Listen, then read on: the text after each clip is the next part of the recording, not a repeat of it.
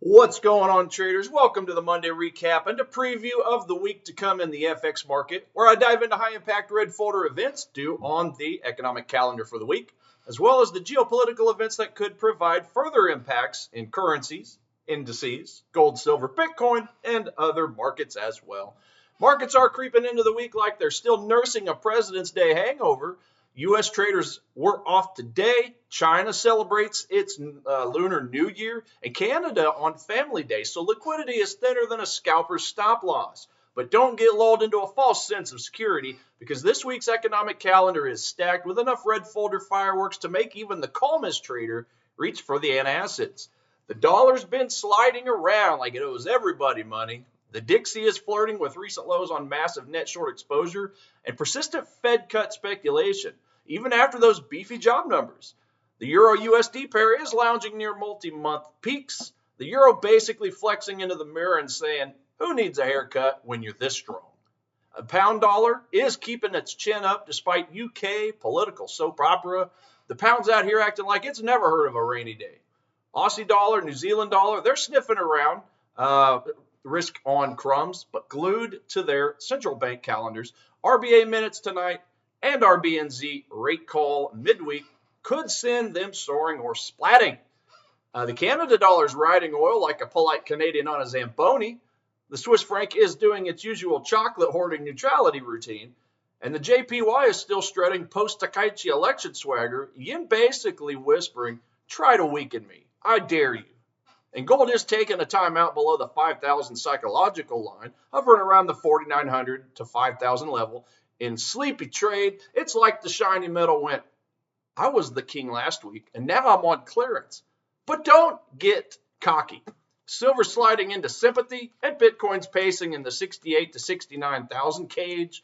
Crypto's the moody teenager that either moons or ghosts you without warning. U.S. indices are napping with stocks closed today, but the pre-data jitters are already building. Today's calendar is basically a ghost town, no red folder events, thanks to the holiday blackout and some Euro group small talk. The real party, though, kicks off tomorrow. We got German CPI, which could jolt the Euro, UK labor market data with wages and jobs. That might give the pound a bit of a caffeine shot. Canadian CPI hits the CAD's inflation nerve, and the RBA minutes tonight could make Australia do the cha-cha or the flop. Wednesday turns up the heat. RBNZ, that's the Reserve Bank of New Zealand, rate decision. The New Zealand dollar holder cut roulette.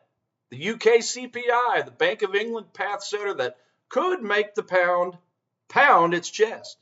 And Fed January minutes, dovish hints equal dollar fire sale. Thursday delivers Aussie employment figures, more New Zealand dollar chatter, and flash PMIs across Germany, the Eurozone, the UK, and the US. Early growth and inflation signals that swing risk sentiment like a kid on a sugar rush. And Friday is the grand finale.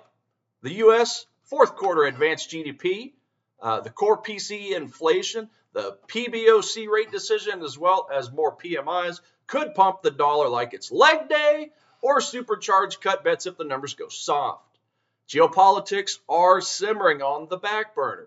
With the Middle East risks, that's the Strait of Hormuz uncertainty, the U.S.-Iran nuclear talks, persistent U.S.-China asset diversification moves, and the usual Ukraine-Taiwan structural tensions, keep that low-key safe haven hum alive for gold and yen.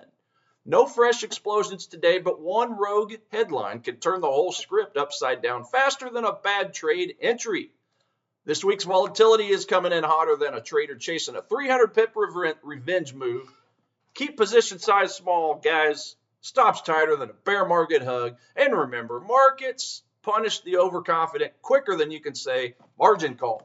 And a quick plug, Trader Nick and the A1 trading team do have another promo going on this week, 40% off if you're looking for an EdgeFinder or the stock box. So definitely look that up, a1trading.com. It is hands down the best way to track fundamental sentiment analysis for those high quality setups. So as always, guys, hunt those pips with a grin, stay nimble, and swing by my YouTube page in the morning at Trade Like a Tiger on YouTube. Each weekday for daily live streams. Again, that's 6:30 a.m. Central Standard Time. And we'll roast the markets in real time. So see you bright and early, guys. Thanks.